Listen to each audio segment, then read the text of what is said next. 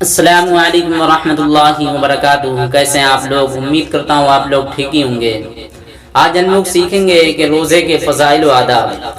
دیکھیں، رمضان المبارک کے روزے رکھنا اسلام کا ایک اہم بنیادی رکن ہے اور اس کا ایک اہم فریضہ بھی ہے۔ یہ عبادت اپنی نوعیت و خصوصیت اور فضیلت کے اعتبار سے امتیازی اہمیت کے حامل ہے۔ اللہ تعالیٰ نے قرآن کریم میں روزے کا اصل مقصد بیان کرتے ہوئے ارشاد فرمایا، یا ایھا الذین آمنوا کتب علیکم الصیام کما کتب علی الذین من قبلکم لعلکم تتقون۔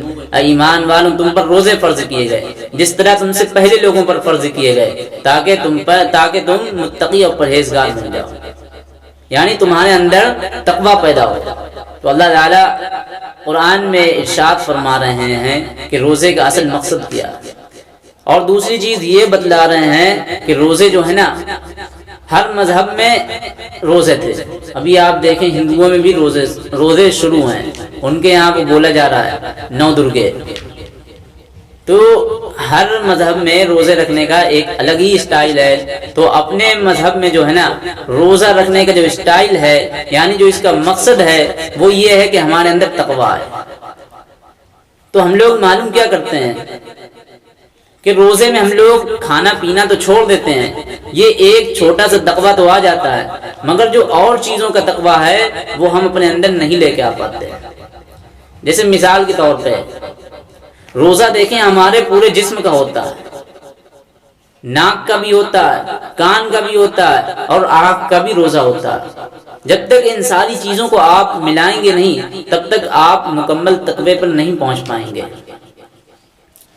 کان کا ہمارا روزہ یہ ہے کہ ہم جو ہے غلط چیزیں اپنی کان سے نہ سنیں۔ زبان کا ہمارا روزہ یہ ہے کہ ہم کسی کی پیٹھ پیچھے روزے کی حالت میں غیبت نہ کریں یا جھوٹ نہ بولیں۔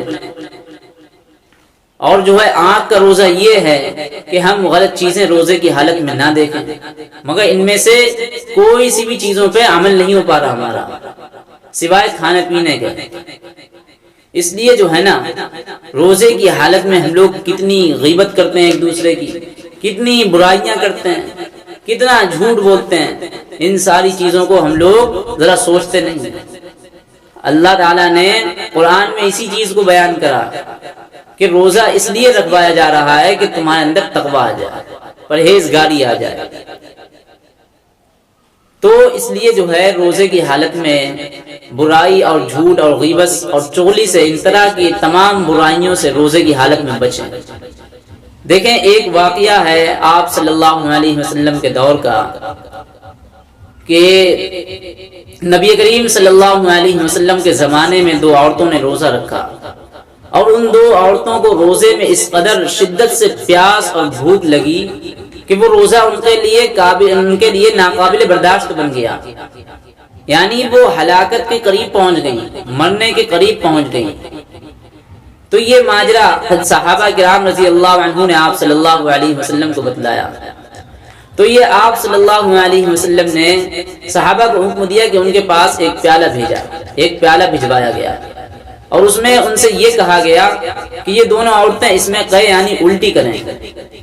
تو ذرا دھیان سے سننا کہ جب ان 2 عورتوں نے اس پیالے میں قے یعنی الٹی کری تو دیکھا اس میں تازہ کھایا ہوا گوشت اور خون کے ٹکڑے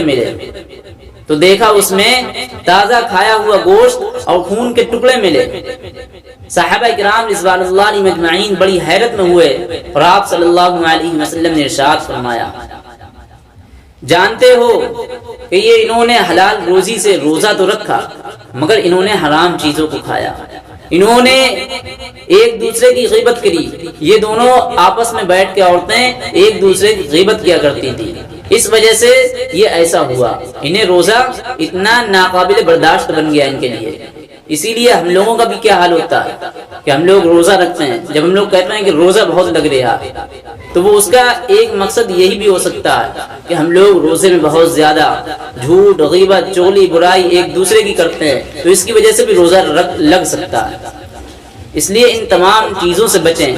دیکھیں ان 2 عورتوں کا کیسا حال ہوا، ایسا لگا کہ انہوں نے حرام چیز سے روزہ رکھا، ایسا ہے۔ اور اس لیے دیکھو، غیبت کرنا تو ویسے بھی گناہ ہے، بہت بڑا گناہ ہے۔ کہ اپنے بھائی کی غیبت کرنا بہت بڑا گناہ ہے، اور روزے کی حالت میں یہ اور بھی بڑا بن جاتا ہے۔ تو اس لیے ان ساری چیزوں سے مکمل اجتناب اور پرہیز کرنا چاہیے جو ہمیں روزے کا اصل مقصد حاصل ہو، روزے کا ہمیں جو ہے اصل مقصد حاصل ہو۔ اللہ ہم سے کہہ رہے ہیں لعلکم تتقون، تاکہ تمہارے اندر تقوی پیدا ہو۔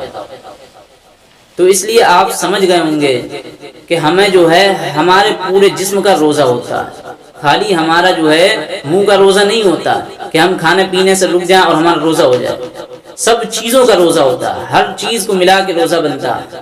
تو اس لیے ہمارے اندر تقویٰ زیادہ سے زیادہ آئے، تو اس لیے ان سارے باتوں کو ذرا اچھے سے سمجھیں اور جھوٹ غیبت برائی ان ساری چیزوں کو چھوڑ دیں۔